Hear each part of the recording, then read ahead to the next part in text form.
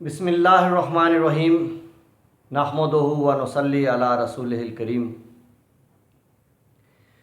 Corona virus की free vaccination कैसे हो सकती है, और अगर फ्री वैक्सीनेशन ना करें और गरीब मुल्कों को वैक्सीनेशन करनी पड़ गई तो अंदाज़ा लगाइए कि जब ये वैक्सीन आएगी तो कितनी मिकदार में आएगी, किन लोगों को मिलेगी और इसकी कीमत क्या होगी। गरीब लोगों के बस की बात नहीं है। हम वैक्सीन का इंतज़ार ना करें, हम कीमती वैक्सीन का इंतज़ार ना करें, हम फ्री वाली वैक्सीन ढूंढें और बहुत ही आसान, हर घर में मौजूद। ये जितने लोग कोरोना पॉजिटिव आ रहे हैं मगर उनको कोई तकलीफ़ नहीं है या हल्का बुखार, नज़ला ज़ुकाम, गला ख़राब हुआ और कोरोना पॉजिटिव हैं, ये सारे वैक्सीन हो चुके हैं। They are all vaccinated now. उनके अंदर एंटीबॉडीज़ बन गई हैं। उनको ये वायरस कहाँ से मिली? घर वालों से मिली, बाहर वालों से मिली, मास्क ना पहनने से मिली या मास्क पहनने से ज़रा सी मिली। ये जैसे भी हुआ वो कोरोना पॉजिटिव हो गए का मतलब ये है कि उनको वायरस मिली और अब वो एंटीबॉडीज़ बना के इम्यून हो गए हैं, वैक्सीनेशन हो चुकी है। ये फ्री वैक्सीनेशन है। अब हम कैसे वैक्सीनेशन करें कि सब वैक्सीनेटेड हो जाएं और मर्ज़ किसी को मुहलक ना हो।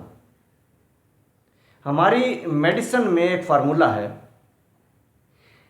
अ poison in small doses is a medicine and a medicine in large doses is a poison. तो ये वायरस अगर किसी को हैवी डोज मिल गई तो पॉइजन है, वेंटिलेटर पे ले जाएगी। और अगर ये वायरस किसी को वेरी स्मॉल डोज में मिली तो ये वैक्सीनेशन का काम देगी, इम्यूनिटी डेवलप हो जाएगी, बशर्ते कि वो शख्स इम्यून कंप्रोमाइज्ड ना हो, कैंसर का मरीज़ ना हो, स्टीरॉयड्स पे ना हो, बहुत डेबिलिटेटेड ना हो, बहुत ही कमज़ोर जिनकी इम्यूनिटी नहीं होती, एड्स का मरीज़ ना हो। तो जो लोग इम्यून कॉम्पिटेंट हैं, सेहतमंद हैं, और एक्सरसाइज सबसे बड़ा हथियार है आपकी इम्यूनिटी के लिए। एक्सरसाइज करते रहें, इम्यूनिटी कायम रहेगी। तो इम्यूनिटी नॉर्मल होते हुए अगर थोड़ी सी डोज वायरस की मिल गई तो ये वैक्सीनेशन का काम देगी, फ्री वैक्सीनेशन का। अब इसका तरीका क्या होगा? देखें, दो शख्स आमने सामने हैं, एक ने खांसी की, छींक मारी, वायरस उसके पास थी, दूसरे को अच्छी खासी मिकदार में गई, बुछाड़ चली गई। अब उसको बीमारी आएगी, नज़ला ज़ुकाम, बुखार, गला ख़राब होगा। अगर सीने तक चली गई, फेफड़ों में चली गई तो फिर निमोनिया होगा, और अगर निमोनिया हो के हॉस्पिटल चला गया, वेंटिलेटर पे चला गया, बचने की सूरत बहुत कम है। जो लोग हॉस्पिटल्स जा रहे हैं सीरियस कंडीशन में और वेंटिलेटर्स की तलाश में या वेंटिलेटर पे चले गए, वो मरीज़ों के लवाहिकीन पहले ही सब्र कर लें, डॉक्टरों को ब्लेम ना करें। जब फेफड़ों में टोटल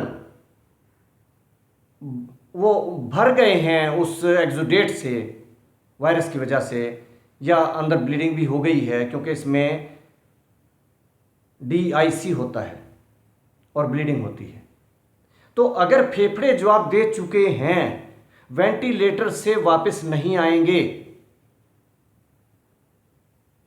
पहले सोच के रखें, अगर अल्लाह ज़िंदगी दे दे और वेंटिलेटर से कुछ फ़ायदा हो जाए, बाज़ मरीज़ों को हो जाता है, तो ये खुशकिस्मती है। लेकिन डॉक्टरों को ब्लेम ना करें कि जी हॉस्पिटल जाके वो सीरियस हो गया और मर गया, वरना वो तो घर से ठीक गया था।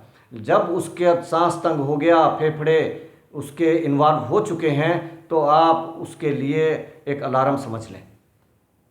खैर, हम ये देखें कि वैक्सीनेशन कैसे करनी है। अब एक शख्स ने हैवी डोज किसी को दे दी, वो सीरियसली बीमार होकर वेंटिलेटर पे जा सकता है, मर सकता है। लेकिन अगर उसने मास्क पहना हुआ था, और मास्क नाक से ऊपर होना चाहिए, लोग यहाँ लटका लेते हैं, कोई फ़ायदा नहीं, गले में डालने का कोई फ़ायदा नहीं, फैशन है तो बना ले। अगर मास्क पहना हुआ था 50% वायरस रुक गई, चांस बीमारी का कम हो गया। बीमारी आएगी लेकिन उतनी सीरियस नहीं होगी। अगर दूसरे शख्स ने, खांसी करने वाले ने, छींकने वाले, या सांस से भी तो आखिर ये जरासीम जाते हैं, अगर करीब हो तो सांस से भी जाएंगे। अगर उसने भी मास्क पहना हुआ था तो उस मास्क की वजह से वो वायरस इतनी रुक गई कि उस तक पहुंची ही 25%। उसमें से भी मास्क आगे था, वो रुक गई, 5% पहुंची। 5% ने जाके उसका नुकसान कुछ नहीं किया, उसको वैक्सीन का काम दे दिया। बॉडी ने फ़ौरन उसके खिलाफ क़ुव्वत मुदाफ़त बनानी शुरू कर दी। थोड़ी सी वायरस थी, मार डाला उसको, फ्री वैक्सीनेशन हो गई। तो अगर तमाम लोग जो वैक्सीनेटेड हो चुके, यानी कोरोना पॉजिटिव हो चुके, और जो नहीं हो चुके, और घर में भी और बाहर भी, सब लोग मास्क पहनना शुरू कर दें और डिस्टेंस रख लें, 1 महीना पाबंदी कर लें। अब सारी इंडस्ट्री खोल दें, सारी ट्रांसपोर्ट खोल दें, सारे दुकानें खोल दें, कारोबार खोल दें, सब कुछ कर लें, सिर्फ मास्क और डिस्टेंस का ख्याल रख लें, सैनिटाइज़र लगा लें, हाथ धो लें, घर जब जाएं तो अपना नाक और गला साफ करके हाथ धो के दूसरों के पास जाएं, मास्क पहन के जाएं। अब 1 महीना सिर्फ पाबंदी कर दें और कारोबार भी सारे चलते रहें, कोरोना का मर्ज मुल्क से ख़त्म हो जाएगा और पूरी कौम वैक्सीनेटेड हो जाएगी। लेकिन ये काम कौन करेगा? जहां जहालत के अंधेरे छाए हों वहां अवाम से तवक्को ना रखें। हुक्मरानों को करना पड़ता है, कानून के ज़रिए करना पड़ता है, भारी जुर्मानों के ज़रिए करना पड़ता है, अगर वो कर लें।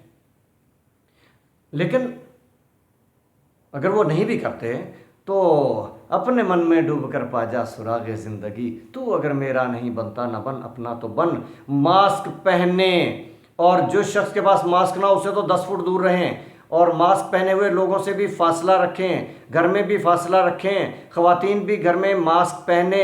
आपके कपड़ों को जरासीम लगे हुए हैं, आपके दरवाज़ों को लगे हुए हैं, हैंडल को लगे हुए हैं, बर्तनों को लगे हुए हैं, बेडशीटों को लगे हुए हैं। ये वायरस तो चीज़ों को लगती है और वहाँ से हाथ लगाया और मुंह पे लगाया, अंदर चली गई, रिस्क ले लिया। अगर मास्क पहना हुआ है, आपका हाथ कहीं लगा भी है, चेहरे पे लगा, मास्क ने उसको रोक लिया, वायरस नहीं गई। अगर कोई चंद वायरस के जरासीम चले भी गए तो वैक्सीनेशन का काम देंगे। घर में भी मास्क पहने और बाहर तो हर सूरत पहने। अपने आप को भी बचाएं और अपने घर वालों को भी बचाएं, अपनी कौम को भी बचाएं, अपने मुल्क को भी बचाएं, पूरी इंसानियत को बचाएं। जिसने एक इंसान की जान बचाई उसने पूरी इंसानियत की जान बचाई, जिसने एक इंसान की जान ले ली उसने पूरी इंसानियत की जान ले ली। ये कुरान का ऐलान है। Thank you very much.